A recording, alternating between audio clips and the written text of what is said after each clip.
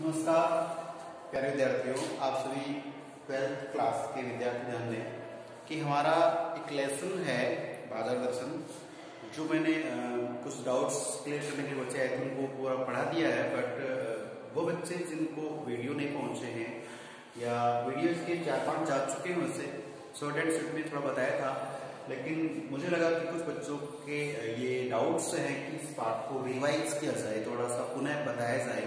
वैसे भी interesting lesson है और एग्जाम की दृष्टि से मोस्ट लेसन है। ठीक है, तो प्यारे बच्चों ध्यान से देखना है कि बाजार दर्शन जिसके लेखक जो हैं वो हैं जैनेंद्र कुमार। कौन है? जैनेंद्र कुमार। तो ध्यान रखना, जैनेंद्र कुमार का जन्म है वो 1905 में हुआ था। मैं आपको पहले बता चुका हूँ, जैनेंद्र जो कुमार है, जैनेंद्र कुमार इसी के लेखक हैं और उनका जो जन्म है वो हुआ था 1905 में। ठीक है, और जो मृत्यु है वो हुई है 1988 में। ध्यान रखना, मैं आपको पहले बता चुका था, वापस बता रहा हूँ। तो बाजार दर्शन एक निबंध है। ठीक है, विधा कैसी? निबंध है। तो बाजार दर्शन जो निबंध है, लेखक है जैनेंद्र कुमार, जन्म 1905, जब बंगाल का विभाजन हुआ था उसमें जन्म हुआ, और मृत्यु 1988 में। ठीक है, ध्यान रखना है। अब क्या करना है हमारे को कि इस पाठ की इतनी इंपॉर्टेंट बातें हैं जो मैं आपको शॉर्ट एंड स्विफ्ट में समझाने का प्रयास कर रहा हूं। बस आप लोग ध्यानपूर्वक सिर्फ सुने और फिर उस पाठ को पढ़ें। मेरा यकीन है कि आपका ये पाठ बिल्कुल याद हो जाएगा। ठीक है, चलिए तो थोड़ा सा मेरे साथ कॉम्प्रोमाइज करते हुए इस वीडियो को ध्यानपूर्वक देखिए आप कैसे इसमें क्या लिखा गया है, क्या बताया गया है। इधर देखिए आप ध्यान से। पहला पॉइंट है कि मित्र द्वारा सामान खरीदना। ठीक है, तो लेखक जो जैनेंद्र कुमार है, जो एक मनोवैज्ञानिक कहानीकार है, उन्होंने क्या लिखा है कि उनका एक मित्र है, वो कहाँ चला गया है, अपनी पत्नी को लेकर बाजार गया। वहां पे गए कि छोटा मोटा सामान लेने के लिए, जब वापस आए तो बहुत सारे बैग भर के सामान लाए, लौटपोट हो गए इससे। तो लेकिन वो मेरे पूछने की ये सब क्या है। तो अब जानते हैं कि दुनिया के जितने भी पुरुष है ना, वो किसी अवगुण से या कमेंट से बचने के लिए पत्नी की ओट लेते हैं। तो एक उत्तर दे कि ये जो साथ में थी, अर्थात इसके आगे में लाइन की पैसा पावर है कि जब जेब में पैसा रहता है, मन खाली रहता है, तो बहुत कुछ खरीदते हैं, बहुत कुछ लाते हैं। तो प्यारे बच्चों ये यही है कि मित्र द्वारा सामान खरीदने में पत्नी की ओट ली गई। बताया गया है कि पैसा पावर, जब तक जेब में पैसा है, आप मार्केट जा रहे हो, कुछ न कुछ खरीद के अवश्य लाओगे। क्लियर? आगे ये देखिए अपना हो चुका है, और उसके बाद पढ़ेंगे ये वाला बाजार का आकर्षण। कोई ये सारे प्रश्न आपके लिए मान के चलिए। तो बाजार का जो आकर्षण है, बाजार की जो शक्ति है, वो देखिए किस कदर आपका बाजार का आकर्षण क्या है।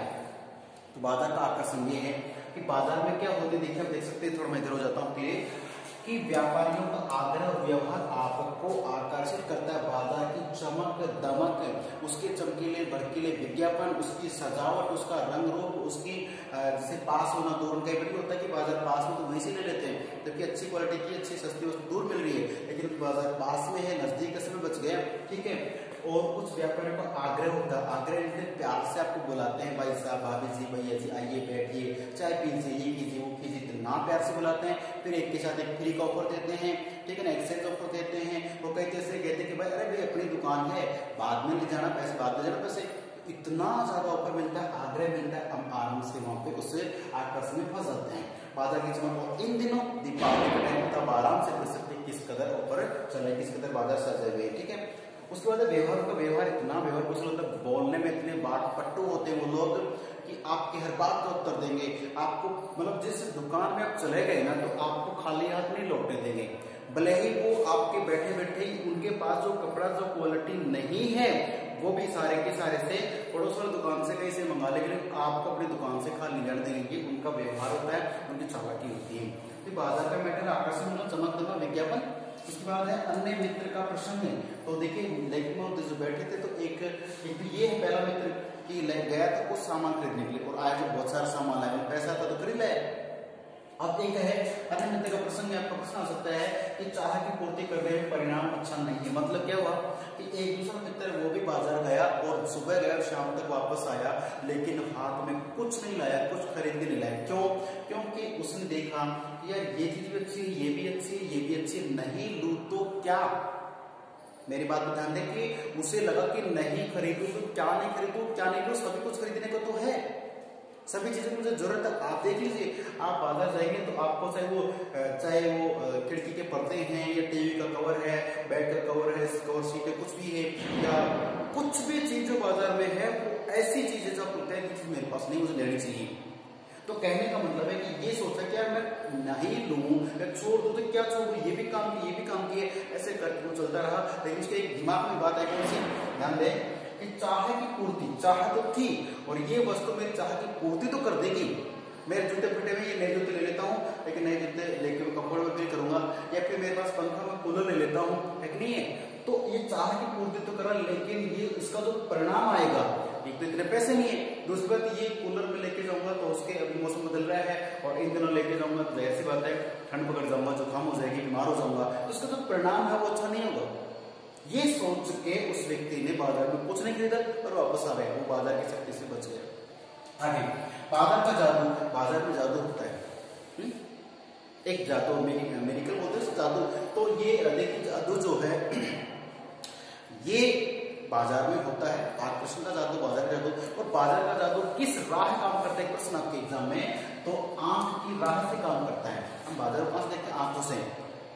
देखिए किसी साड़ी शोरूम के बाहर देखिए आप, साड़ी शोरूम की दुकान, शोरूम के बाहर वो कुछ होते हैं ना डमी प्लास्टिक की महिलाएं खड़ी रहती है ना, उन महिलाओं को साड़ी वगैरह पहना के इतना मेकअप करा के खड़ा कर देता है कि जो कपड़ा है वो पहनने के बाद कैसा लगेगा, ये आने जाने वाले कस्टमर्स को, व्यक्तियों को दिखना चाहिए ये साड़ी, ये कपड़ा, ये जींस, ये टी शर्ट कितनी अच्छी लगेगी, उस बॉडी पे, उस शरीर पे कितना अच्छा फबेगा, कितना अच्छा लगेगा। ये सब क्या करते हैं, हम देखते हैं, कैसे आंखों से देखते हैं कि देखो ये ऐसा है, ये वैसा है।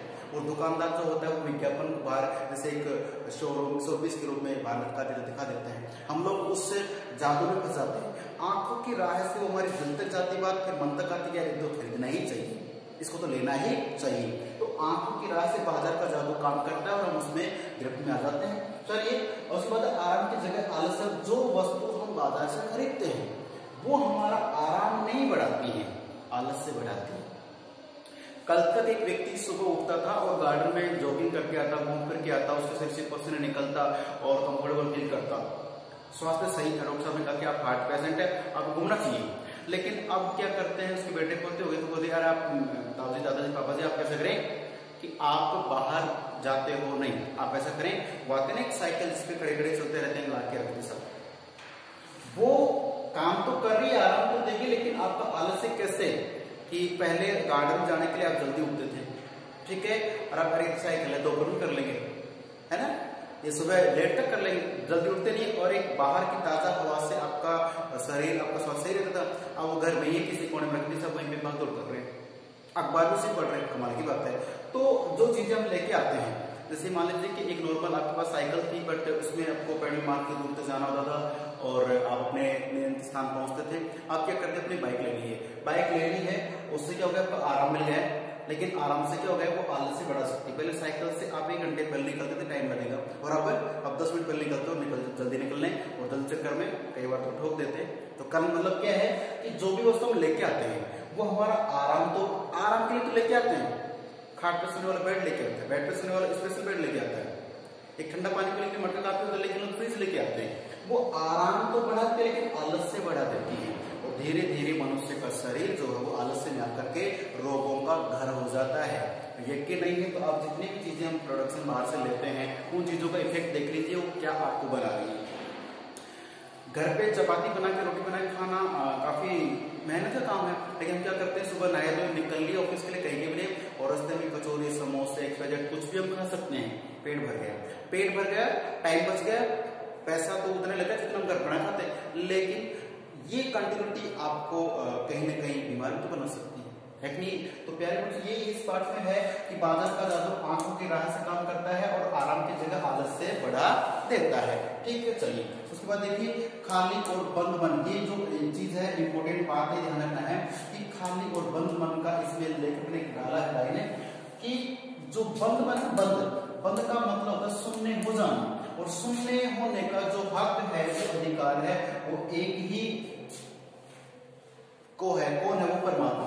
शून्य बिल्कुल जीरो होना, कुछ सोचना समझना किसी पर कुछ नहीं, तो वो किसको है, परमात्मा को ही है। परमात्मा शून्य हो जाता है कई बार, मनुष्य तो क्रियाओं का, जिज्ञासाओं का, इच्छाओं का एक पुंज है, एक समूह है। हमारे मन में तो खाने की, पीने की, सोने की, आने की, जाने की, घूमने की, पता नहीं क्या क्या इच्छाएं रहती है। मनुष्य का शरीर तो इच्छाएं बहुत ज्यादा है, तो मनुष्य का तो स्वभाव ही नहीं शून्य होने का। तो यहाँ पे जब नहीं कहते हैं कि भाई हम बाजार जाएं तो अपने मन को बंद रखें, बंद हो ही नहीं सकते। बंद का मतलब क्या होता है? बंद का मतलब शून्य हो जाना होता है, और शून्य होने का हक सिर्फ भगवान को, हमारे को नहीं है। प्यारे बच्चों, क्वेश्चन एग्जाम में आ सकता है, मोस्ट याद रखना है। तो प्रश्न आ जाए कि खाली और बंद मन से क्या तात्पर्य है? तब बता दो कि बंद मन का मतलब होता है शून्य हो जाना, और शून्य होना केवल परमात्मा का कार्य, परमात्मा के बस में है, हमारे बस में नहीं है। हम तो मनुष्य हैं। और देखिए परमात्मा जो है वो तो क्या है भाई, हम कैसे हैं? हमें तो बहुत से काम करने होते हैं, और परमात्मा तो बस मनुष्य की रचना कर दे, उसका उससे हमारा भाई, उसका और हमारा तालमेल नहीं है। वो हमारे प्रोटेक्ट कर रहा है, प्रोटेक्शन कर रहा है, और हम तो अपनी इच्छाओं पूरा कर रहे हैं। हमारी हर इच्छा में उसका इवोल्यूशन होता है, साथ रहता है। तो मनुष्य और भगवान का अंतर तो है ही ना। ध्यान रखना, हमें शून्य नहीं होना है, हमें हर वस्तु को देखना है, सुनना है, परखना है। ये बात अलग है कि अपने मन को छूट ना दें, अपने मन को वश में रखे, छूट नहीं देनी है। हम कुछ भी कर सकते हैं, लेकिन मन को छूट दे दी। मैं इधर से गुजर रहा हूँ, पास में संतरे के झूमर लगे, संतरे की खेती है। यकीन नहीं, एमपी जाके देखना, खेत साइड में रहते, बीच में सड़क होती है, जाके देखिए। अभी एमपी भोपाल में गया था, देखा मैंने, तो संतरे लगे हुए हैं। आराम से मैं जा रहा हूँ, मेरा मन किया संतरे लगे हुए, कोई है नहीं, तोड़ के आराम से खा सकता हूँ। जैसे मैं खेत में घुसा, तो घुसने के बाद तो फिर क्या पड़ती है, याद आती है इस बात को। तो कहने का मतलब कि हमारे मन को हम मनमानी करने की छूट ना दें। अगर हम अपने मन को संयम कर लेते हैं, तब हमारा जो मन को बंद रखना वाली बात सही है। ठीक है, ध्यान रखना। तो ये जो टॉपिक को ध्यान से पढ़िए, समझिएगा। उसके बाद है भगत जी का जो उदाहरण है उसको देखिए।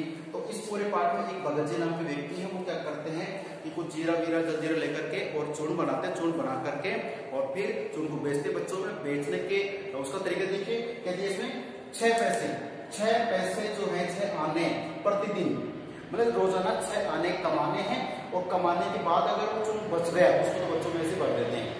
6 आने की कमाई हुई, सुबह गए और 6 आने की कमाई हो गई। जैसे 6 आने की कमाई घर आ जाते हैं, 6 आने के बाद साथ में जो आना आ रहा है उस चूर्ण से वो नहीं लेंगे, बच्चों को फ्री पे बांट देंगे, आ जाएंगे। क्यों? क्योंकि इस व्यक्ति पर बाजार का जादू नहीं चलता। वो नहीं चाहता कि भाई फालतू पैसा इकट्ठा और फालतू कुछ प्रबंध में पड़े। चलिए, इसके बाद है पैसे की व्यंग्य शक्ति। व्यंग्य शक्ति का मतलब है कि दारुण शक्ति, दारुण का मतलब दुखी, अर्थात पैसे की शक्ति तो दुखी भी कर देती। कैसे? इसमें जो लेक्चर तुम्हारा अपने कहानी बता रहे कि एक दिन मैं जा रहा था सड़क से, देखा कि पास से कच्चा रास्ता था गांव का, जैसे जा रहे थे तो सड़क पास से एक गाड़ी गुजरती है। सड़क कुछ कच्चा रास्ता हो, एक गाड़ी जैसे गुजरी, गाड़ी बहुत लग्जरी गाड़ी थी, शानदार गाड़ी थी, उसमें जो भी जन बैठे होंगे अच्छे होंगे। तो जैसे गाड़ी पास से गुजरी तो धूल उड़ाती हुई गई, और धूल उड़ाती हुई गाड़ी जब जाती है तो लेखक का दिल जलता है, सांप लेटता है कलेजे पे। अर्थात काश मैं भी अच्छे घर घराने में पैदा हुआ होता तो आज मैं सड़क पर ही गाड़ी से थोड़ी जाती, मेरे पास भी गाड़ी होती, और गाड़ी के पास से गाड़ी गुजरेगी तो धूल अवश्य उड़े, लेकिन गंदगी थोड़ी ना लगेगी। तो ये लेखक जो है ये कहता है कि जो पैसे की व्यंग्य शक्ति है ये व्यक्ति को कृत घन बना देती है। यहाँ लेखक ने क्या कह दिया कि मैं भी काश बड़े या अच्छे परिवार में पैदा हुआ होता तो आज मैं मिट्टी में थोड़ी ना ऐसे खड़ा रहता। इसका मतलब माँ बाप को हमने क्या कह दिया कि मेरे माँ बाप अच्छे नहीं है। इसका मतलब कि ये क्या हो गए, कृतघ्न हो गए। हम दूसरे का सुख देख करके खुद दुखी हो जाते हैं, दूसरे की गाड़ी देख के जलते हैं, दूसरे का बंगला देख के जलते हैं। तो ये क्या होता है कि पैसे की जो व्यंग्य शक्ति को इस तरीके से निवेश किया है कि हम अपने माँ बाप को उल्टा या सीधा कह देते हैं, तो वो क्या है, कृतघ्न बना देता है। तो पैसा जो है वो व्यंग्य शक्ति का प्रतीक भी है। मैंने बाजार की सार्थकता लास्ट में बताया कि बाजार तो होना चाहिए, इसकी सार्थकता क्या है, बाजार का सही मायना क्या है। तो उसके लिए क्या होगा कि अर्थशास्त्र सरासर औंधा मायावी अनिश्चित शास्त्र है। ये प्रश्न क्या कह सकता है कि बाजार, जिसे बाजार को क्या कह दिया, अर्थशास्त्र सरासर औंधा है, मायावी अनिश्चित शास्त्र, इसको सिद्ध कीजिए। अब बताएंगे कि कुछ व्यक्ति ऐसे होते हैं जो बाजारोपन बढ़ाते हैं, बाजारोपन, बाजार की शक्ति, बाजार के दुराचार को बढ़ाते हैं। पैसा जेब में है, चले गए मार्केट और जो मर्जी ये वस्तु चाहिए, बस वस्तु चाहिए, कितने का, 250 है, तो कुछ भी बोला, मतलब जितना रेट बोला ये लो, ले लिया, चल पड़े। उसके पास मानो मेरे जैसा खड़ा है, वो कह रहे कि यार इतनी महंगी कहां से लेंगे। तो ये आजकल ये ज्यादा हो गए, अर्थात व्यक्ति जाते हैं मनपसंद वस्तु ले आते हैं। तो बाजार का इसमें कपट और भ्रष्टाचार बढ़ रहा है। जो वस्तु जिस रेट में बेची जाती है इतने की नहीं होती है। ये कन्फर्म है कि बोलते घोड़ा घास से यारी करेगा खाएगा क्या, मतलब जो वस्तु कितने में बनाएंगे, 10 रुपए में हमने कोई चीज बनाई, ये पेन बनाया 5 रुपए में, इसकी लागत आई 5 रुपए, ठीक है, यानी कि 3 रुपए लागत आई और 3 में बेच दे इसको, फिर तो अपन तो हो गए बर्बाद। इसका मतलब 3 वाले पेन को 5 में बेचते ताकि 2 रुपए में अपना मुनाफा हो जाए। तो ये बात तो सही है कि जो प्रोडक्ट होता है, प्रोडक्शन होता है, उसमें कुछ लागत हम वापस कस्टमर से लेते हैं, लेकिन पेन 3 रुपए अगर मैं इसको 30 रुपए में बेच रहा हूँ, ये तो गलत है। तो और कुछ ऐसे व्यक्ति भी होते हैं जो 3 वाले को 30 में खरीदते भी हैं, पर थोड़ा सा इसको लोग सेल कर देंगे। पेन की कीमत की बात कर रहा हूँ, हजार रुपए के पेन आते हैं और काम वही करते हैं चलने का, ये वाला 3 वाला करता है, वो वही करता है। अब ये क्या है कि बाजार पर बढ़ा दिया, ठीक है, तो वे व्यक्ति जो बाजार में अनावश्यक रूप से अनावश्यक वस्तु खरीद लाते हैं, उन व्यक्तियों के लिए बड़े बड़े मॉल खड़े हो जाते हैं, बड़े बड़े शोरूम खड़े जाते हैं, ठीक है। तो ऐसे में बाजार उत्पन्न बढ़ जाता है, बाजार में कपट बढ़ जाता है, बाजार में भ्रष्टाचार आ जाता है, कुछ भी आप उसे कह सकते हैं। तो ऐसा करने से अर्थशास्त्र सरासर ऑनलाइन बिल्कुल उल्टा हो जाता है, टर्नओवर जो है, जो सिस्टम है वो नहीं चल पाता है। और ये बाजार को माया भी कहा है कि माया के जाल में फंसा लेता है। और अनीति शास्त्र, ये जो शास्त्र है, ये जो ज्ञान बांटने वाला है, ये सही नहीं है, क्योंकि बाजार की सार्थकता किसमें है? बाजार की सार्थकता है कि बाजार में वो ही वस्तु होनी चाहिए, बिकनी चाहिए जो मनुष्य के वास्तव में काम आती है। अनावश्यक वस्तुओं का बाजार में चलना नहीं होना चाहिए जब खरीद के लाएं, ठीक है। प्लस में कि जो बाजार में वस्तु आती है वो मनुष्य के काम की होनी चाहिए और उसकी गुणवत्ता अच्छी होनी चाहिए। अब क्या होता है कि हम एक वस्तु लेके आते हैं, उस वस्तु को यूज करने के बाद जाहिर सी बात है, मैंने तो मतलब उसी वस्तु के कारण से बीमार हो जाते हैं, बीमार हो गए तो कुछ और खरीद के लाएंगे, जाहिर सी बात है। आप जानते हैं कि जैसे मान लीजिए 2 बार सफेद क्या हो गए, हम डाई खरीद के ले आते हैं। अब डाई 10 रुपए से लेकर हजारों तक आती है, वो डाई खरीद के लाएंगे। मैंने 2 बार के चक्कर में उनको थोड़ा सफेद किया दूसरे सामने अच्छा लगने के लिए, और पता चला कि 1 महीने बाद तो 4 बार सफेद हो गए, फिर 6 हो गए, फिर 10 हो गए, तो मैं तो लग गया, बन गया पैसे, उनका कस्टमर बन गया। तो सीधी सी बात है कि ये जो प्रोडक्शन होते हैं इनमें गुणवत्ता पे ध्यान नहीं रखा जाता है, केवल विज्ञापन पे आकर्षित होकर कस्टमर है उसका एक दास बन जाता है। ये सारी बातें क्या कहलाती है? अनीति शास्त्र कहलाती है, जिनकी सार्थकता यही है कि बाजार में वही वस्तु होने की क्वालिटी अच्छी है जो मनुष्य के काम में आती है, उसी में बाजार की सार्थकता है। बाकी जो बाजार में अनावश्यक डेकोरेशन होती है, अनावश्यक जो आकर्षण होता है, वो क्या है? सरासर औंधा है, माया और अनीति शास्त्र में आता है। तो प्यारे बच्चों, जिन भी बालक बालिकाओं का ये टॉपिक अधूरा था, उन्हें डाउट था, मैंने सारे डाउट्स क्लियर कर दिए हैं। बस एक आपसे रिक्वेस्ट, इस पार्ट को आपको पढ़ना जरूर होगा। कोई ऐसा वर्ड जो उस पार्ट में है, मैंने मोटे तौर पर समझा तो दिया, लेकिन कोई ऐसा वर्ड उस पार्ट में है और आपने नहीं समझा है, वो आपके लिए इंपॉर्टेंट है, वो पढ़ें। और नहीं आता तो अवश्य आप व्हाट्सएप पे कैसे भी करके पूछें, उस डाउट को क्लियर कर लें। एग्जाम की तैयारी अच्छी करनी है, ठीक है। तो चलते अगले वीडियो में, तब तक के लिए नमस्कार, धन्यवाद।